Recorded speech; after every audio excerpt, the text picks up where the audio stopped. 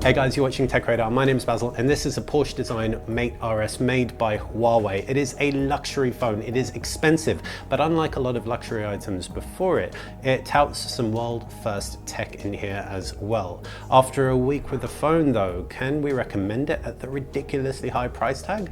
That price tag is 1,550 euros on Porsche Design's website for the base variant 256 gigabytes, available across Europe and in a red version in China. You can also pick it up at 512 gigabytes of storage. That's a world first storage capacity for a smartphone. Another bit of a world first in here is the in-screen fingerprint scanner. So expensive, yes, but very, very cool geek factor as well. Kicking off with the design of this thing, it looks really, really sweet. From the front, it looks like a Galaxy S9, S9 Plus, sits somewhere in the middle size-wise, and from the back, you've got this really reflective mirror surface. It attracts fingerprints like crazy, there is no denying, but it also looks incredibly rich as soon as you polish it. Really unique, really nice in hand as well. A bit more curvature than the Samsung Galaxy S9 and S9 Plus at the top and bottom means that it's a very, very cohesive, solid, good looking bit of kit. The screen is 6 inches, it's a curved OLED display. Quad HD resolution makes it sharper than the P20 Pro. The base is a USB-C, and you've also got stereo speakers set up on here, and the speakers sound amazing. At the top there's an infrared blaster. This thing doubles up as a TV remote control, and on the left hand side are the SIM slots. Now 2 SIM slots, no micro SD card slot, but at a base storage capacity of 256 gigabytes, I don't think that's going to be a problem.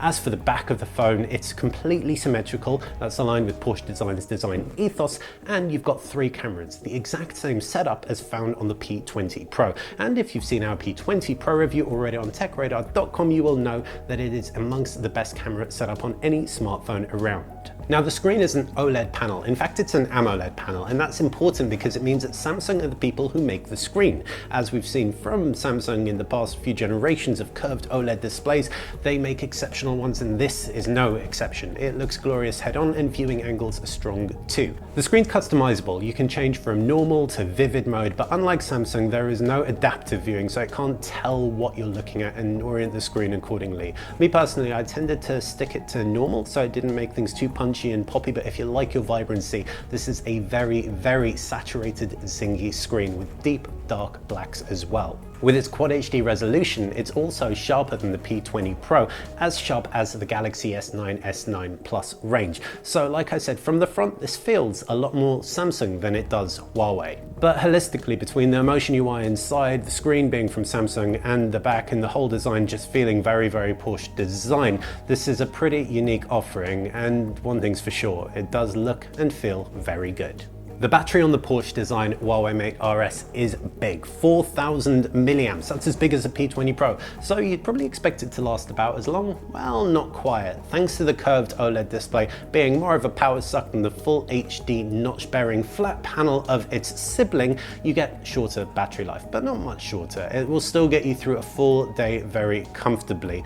And if you're a really, really light to moderate user, you can probably eke a day and a half out of it. And in the settings are also a ton of power saving modes, from downscaling the screen resolution right through to enabling an ultra simple mode that will get you basically a week out of this thing. Now when it comes to the cameras, this is exactly the same as a P20 Pro. Like I mentioned earlier, it's a primary 40 megapixel sensor with an f1.8 lens, a secondary 20 megapixel sensor which is monochrome with an f1.6 lens, and a third 8 megapixel sensor with a 3 times zoom and an f2.4 lens. This comes together to produce, well, a range of really good images, but it isn't just the hardware here. It plays very nicely with the AI smarts inside the camera software to, in automatic mode, detect whatever scene you're shooting and orient the pictures accordingly. Now this can be overzealous, it can overprocess photos, but at the same time, if you just want to leave your photos on your phone and want your phone to make all the decisions for you, it is perfect. Switch it off though, and you do have more control, and it extends to a lot more control, especially when you dip into the Pro mode. You've got full manual controls here,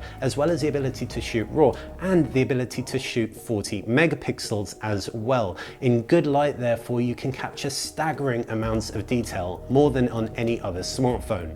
There's also a really cool zoom here. It's a hybrid zoom. It uses a 3 times optical zoom, pairs it with the 40 megapixel sensor, all that information you get from it, and makes it a 5 times hybrid zoom. And it, again, in low light especially, is the best zoom we've ever seen on a smartphone. The final high point on the Mate RS RS and the P20 Pro is nighttime shooting or low light shooting in general. You can capture 4-second exposures handheld. This night mode in fact is great across lighting conditions, even in well lit conditions, preventing really bright areas from being blown out. That said, if you do have moving subjects in your frame, you'll want to keep them nice and still, as moving subjects in any long exposure shot will result in ghosting. As for the front camera, 24 megapixels captures enough detail but not too much so it doesn't unflatter you, and you've got live beautification as well that works across photos and videos.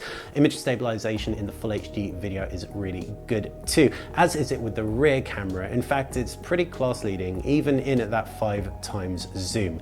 The phone can shoot up to 4K video as well, but image stabilization is switched off with 4K and also 960 frame per second slow-mo. Though, like with every 960 frame per second slow-mo we've seen thus far, it performs pretty abysmally in low light. Still, in great light, very impressive.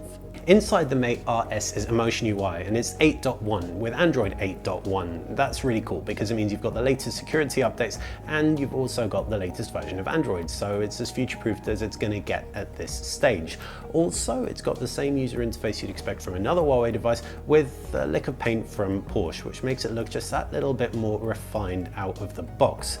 To recap, Emotion UI gives you the standard user interface in the sense that you've got home screens you can customize with applications and widgets, but it's also customized by Huawei. It gets rid of the apps tray by default, although you can bring it back. You can also do things like change your transitions and themes pretty heavily. There are also some neat touches under the hood. If you double tap the screen with your knuckles, for example, you'll start up a screen recording. You can have a whole host of knuckle commands. In addition, there's something called private space. This means that from one fingerprint to the next, you can actually have a completely different user profile, biometrically securing multiple profiles inside the phone. And with a phone with this much storage, you can pretty much have this phone working across your work and your personal profiles and not have to worry about it getting full. Speaking of the fingerprint scanner, biometrics really is where the Mate RS comes into its own. It's a world's first commercially available phone with an in-screen fingerprint scanner. It sits around 2/3 of the way down from the top of the phone in the center of the screen,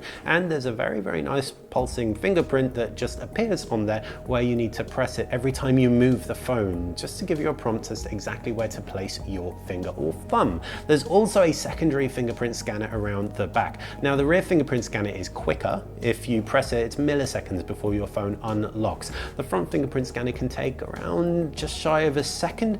Irrespective, I found myself defaulting to the front one more often than not. But what happened even more often than that is that it would just unlock by recognizing my face. The front 24 megapixel camera will unlock your phone in an instant as soon as it clocks you. What you end up with is a holistic biometric experience that works seamlessly whichever scanner you want to use. And what's also really nice about having the rear scanner is the fact it supports gestures. So you can engage with the user interface, swipe through your gallery with the left and a right swipe, and pull down your notifications tray by swiping vertically. When it comes to multimedia, the Mate RS is second to none. Almost.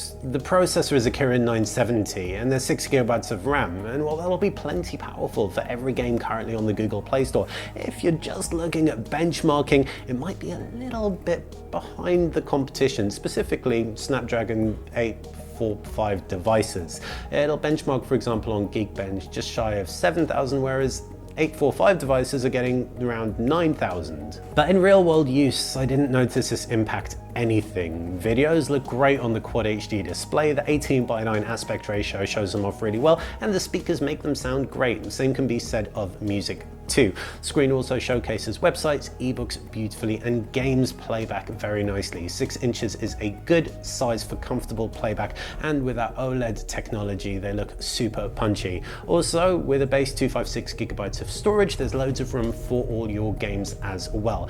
So while on paper it might not be as cutting edge as some of the rest of the competition, in day-to-day use, didn't notice that one bit. And so in a nutshell, the Mate RS could be the most fully featured featured Android smartphone out right now. And you'd expect that for 1,550 euros. That said, it's also very similar to the P20 Pro. You've got the same triple camera setup, slightly better battery life on the P20 Pro, and the P20 Pro has its own very nice design. Also 128 gigabytes of storage, which that has should be plenty for most people. In a generation though where Apple commands over £1,000 for its iPhone 10, the 1,550 euro price tag isn't as mind-blowing as it could be. Old luxury phones would cost around the same without offering such cool tech inside. That in-screen fingerprint scanner also has this new microcapsule cooling system that keeps everything nice and cool, and of course 512 gigabytes of storage. If all that appeals to you, if you have the money, if you're a Porsche Design fan and you just want the best luxury phone out right now, then by all means go for it. But if, like most people, you are on a more modest budget, you can very comfortably go for the P20 Pro. Hopefully you've enjoyed this video. If you have, make sure you check out the full review on TechRadar, loaded up with plenty of camera samples as well. Thanks for watching.